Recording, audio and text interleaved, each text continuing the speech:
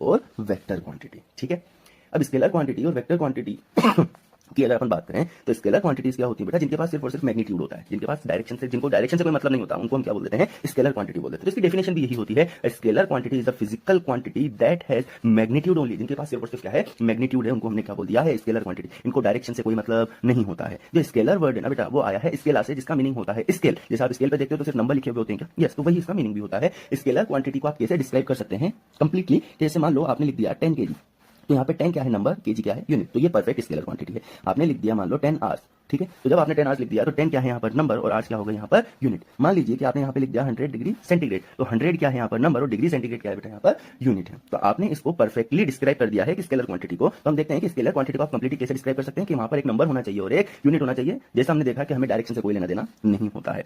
अब आपको यहाँ पे पहली बार समझाया जाएगा कि स्केलर क्वांटिटी को आप कैसे एक्सप्लेन कर सकते हैं। ठीक है, जैसे अगर अपन बात करें मास की, तो आपने मास के लिए लिखा है बेटा 5 kg, तो 5 क्या है यहाँ पर उसका अमाउंट है मास का, और केजी क्या है उसकी यूनिट है। डायरेक्शन से हमें कोई लेना देना नहीं है। वैसे टाइम है, टाइम क्या लिखा हुआ है यहाँ पर 10 सेकंड। टाइम हमें पता है फ्लो होता है, किस डायरेक्शन में होता है हमें उससे कोई मतलब नहीं है, तो डायरेक्शन होती भी नहीं है। सेकंड, थर्ड हमारे पास होता है टेम्परेचर 100 डिग्री सेंटीग्रेड। टेम्परेचर क्या बताता है, the degree of hotness and coldness, के कोई ऑब्जेक्ट कितना गर्म है, कोई ऑब्जेक्ट कितना ठंडा है।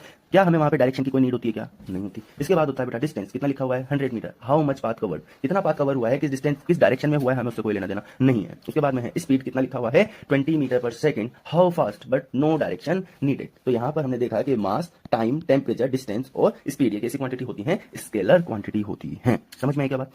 If direction is not required to describe a quantity, it is a scalar quantity. यदि किसी क्वांटिटी को डिस्क्राइब करने के लिए आपको डायरेक्शन की नीड नहीं पड़ रही है तो उस क्वांटिटी को क्या बोलेंगे अपन, स्केलर क्वांटिटी बोलेंगे। सेकंड और इंपॉर्टेंट चीज जो आपको याद रखनी है कि अगर आपको किसी भी स्केलर क्वांटिटी को चेंज करना है तो आपको पता है कि स्केलर क्वांटिटी के पास सिर्फ और सिर्फ क्या है, उसका मैग्नीट्यूड। तो आप उसका मैग्नीट्यूड चेंज कर दो। अगर आपने उसका मैग्नीट्यूड चेंज कर दिया तो स्केलर क्वांटिटी क्या हो जाएगी, चेंज हो जाएगी। तो सिर्फ मैग्नीट्यूड में चेंज करने से हमारी स्केलर क्वांटिटी चेंज हो जाती है। इसके बाद में अपन बात करते हैं बेटा वेक्टर क्वांटिटीज की। ठीक है, वेक्टर क्वांटिटीज क्या होती हैं, जिनके पास मैग्नीट्यूड तो होता ही है, मैग्नीट्यूड होने के साथ साथ क्या होता है, डायरेक्शन भी होता है। तो इसकी डेफिनेशन क्या होती है, a vector quantity is a physical quantity which has magnitude as well as direction. जिनके पास मैग्नीट्यूड तो होता ही है, मैग्नीट्यूड होने के साथ क्या होता है, डायरेक्शन भी होता है।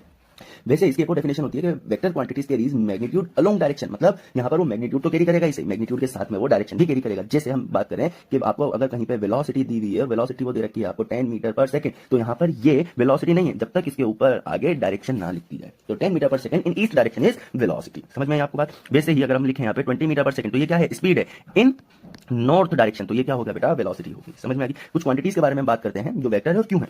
जैसे अपन बात कर रहे हैं डिस्प्लेसमेंट 20 मीटर ईस्ट, तो 20 मीटर क्या हो गया यहाँ पे हमारे पास मैग्नीट्यूड हो गया, ईस्ट क्या हो गया, डायरेक्शन होगी। तो इस क्वांटिटी के पास में क्या मैग्नीट्यूड और डायरेक्शन दोनों है, और हम जानते हैं जिन क्वांटिटीज के पास में मैग्नीट्यूड और डायरेक्शन दोनों होते हैं उनको हम क्या बोल देते हैं, वेक्टर क्वांटिटी। समझ में आएगी बात।